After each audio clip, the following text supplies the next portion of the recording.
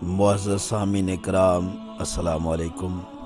ہم اپنے چینل نور ہدایت پر آپ کو خوش آمدید کہتے ہیں۔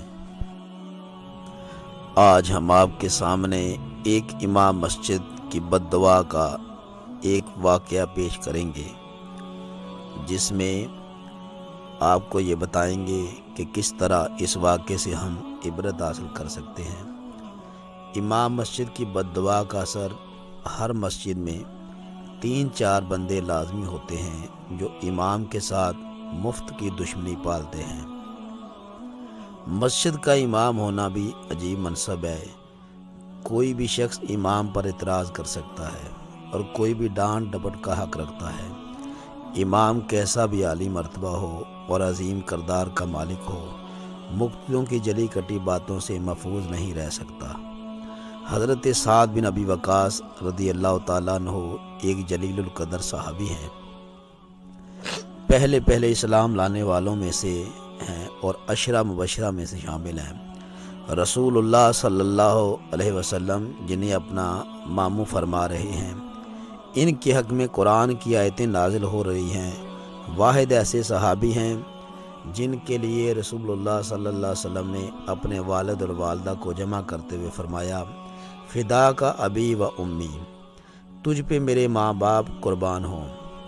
ان سے بھی لوگوں نے ان کے دور میں حسد کیا۔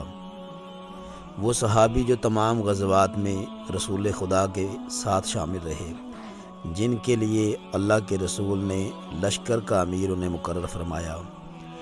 آپ کے ہاتھ پر بہت ساری فتوحات ہوئی، لیکن جب کوفے کے مسلح میں آپ جا کر کھڑے ہوئے اور کوفے کی امامت آپ نے سنبھالی تو لوگوں نے ان کی امامت پر بھی اعتراض کرنا شروع کر دیا اور حضرت فاروق اعظم رضی اللہ تعالیٰ عنہ کو شکایات بھیجی، جن میں سے ایک شکایت یہ بھی تھی کہ سعد بن ابی وقاص نماز ٹھیک نہیں پڑھاتے۔ وہ شخص جس نے نماز اللہ کے نبی کے پیچھے پڑھی ہو، اس شخص کی نماز پر دیہاتیوں نے بالکل آج کل جیسے حالات کا منظر پیش کر دیا۔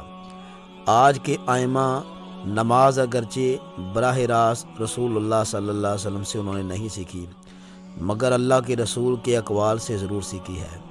ان علماء کو نشانہ تنقید بنایا جاتا ہے۔ بہرحال جب سعد بن ابی وقاص کی شکایت حضرت فاروق اعظم تک پہنچی تو حضرت عمر فاروق نے احوال کی تحقیق کے لیے محمد بن مسلمہ اور عبداللہ بن ابی ارقم کو بھیجا۔ وہ ایک مسجد میں جا کر حضرت سعد بن ابی وقاص کے بارے میں پوچھتے تھے۔ حیرت کی بات ہے کہ شکایات کوفہ سے چل کر مدینہ پہنچی، لیکن محمد بن مسلمہ اور عبداللہ بن ارقم جس سے بھی سوال کرتے تو جواب میں سعد بن ابی وقاص کی تعریف سنتے۔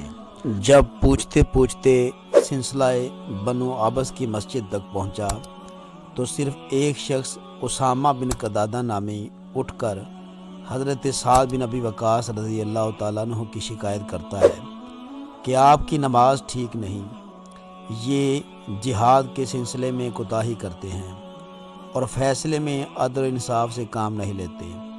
اعتراض کچھ بھی تھا، لیکن یہاں انتہائی قابل توجہ بات یہ ہے کہ شکایات کوفہ سے مدینہ پہنچی گئی، لیکن کوفہ کی کسی مسجد میں ایک شخص کے علاوہ کوئی اعتراض کرنے والا نہیں ملتا۔ یہ حقیقت تاریخ کا آئینہ اور لائق اعتماد کتب میں موجود ہے کہ جانچ پڑتال کے دوران صرف ایک ہی ایسا آدمی ملا جسے حضرت سعد بن ابی وقاص پر اعتراض تھا، لیکن شکایات مدینہ تک پہنچ گئی تھی۔ حضرت سعد بن ابی وقاص رضی اللہ تعالیٰ عنہ کو معزول نہ کیا گیا تو فتنہ فساد کا اندیشہ ہے۔ حضرت فاروق اعظم نے سعد بن ابی وقاص کو معزول کر دیا۔ اس حقیقت کے پیش نظر یہ کہنا ہرگز بے جا نہ ہوگا کہ بعض اوقات صرف 1-2 افراد یا مقتدیوں کو امام سے شکایت ہوتی ہے، لیکن ان کا یہ پروپیگنڈا اتنا شدید ہوتا ہے کہ وہ دوسروں کو باور کرانے میں کامیاب ہو جاتے ہیں۔ یہ شخص منصب کے لائق نہیں۔ میں اس مقام پر پروپیگنڈا کرنے والوں کو دل کے کانوں سے متوجہ ہونے کی دعوت دوں گا۔ لیکن میرے بھائیوں، کبھی آپ کی مسجد کا امام قصوروار بھی ہوتا ہے اور بے قصور بھی ہوتا ہے۔ بے جا اعتراضات زیادہ ہوتے ہیں۔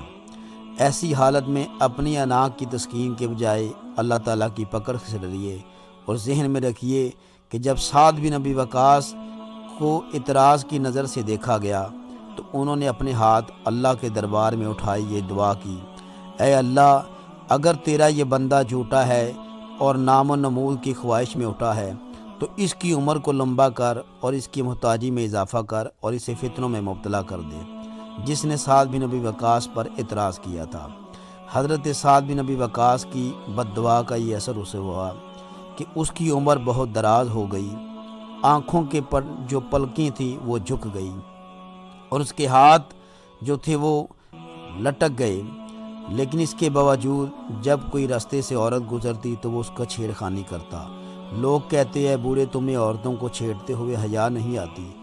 جواب میں وہ کہتا میں کیا کروں، مجھ بڈھے کو امام سعد بن ابی وقاص کی بد دعا لگ گئی ہے۔ صحیح بخاری میں یہ واقعہ موجود ہے، کتاب الاذان میں۔ آج کے دور کا کوئی امام حضرت سعد بن ابی وقاص جیسا تو نہیں، لیکن کسی بھی مسلمان پر ناحق اعتراض کرتے وقت اللہ تعالیٰ کی پکڑ کو بھول جانا انتہائی بد نصیبی کی علامت ہے۔ ہم اپنے پروپیگنڈا میں جیت سکتے ہیں، لیکن اللہ جل جلالہ کے ہاں فیصلے حقائق کی بنیاد پر ہوتے ہیں۔ ان فیصلوں سے بے خوف نہیں ہونا چاہیے۔ اللہ تعالیٰ ہمیں مسجدوں کے نظام میں بہتری لانے کی توفیق بخشے اور مسجد کے امام، خطیب اور انتظامیہ ہر ایک کو اپنی ذمہ داری سمجھنے اور اسے پورا کرنے کی توفیق عطا فرمائے۔ معزز سامعین، حضرت سعد بن ابی وقاص رضی اللہ تعالیٰ عنہ میرے آقا کے وہ غلام ہیں جنہوں نے رسول کے ساتھ مل کر جنگ کی۔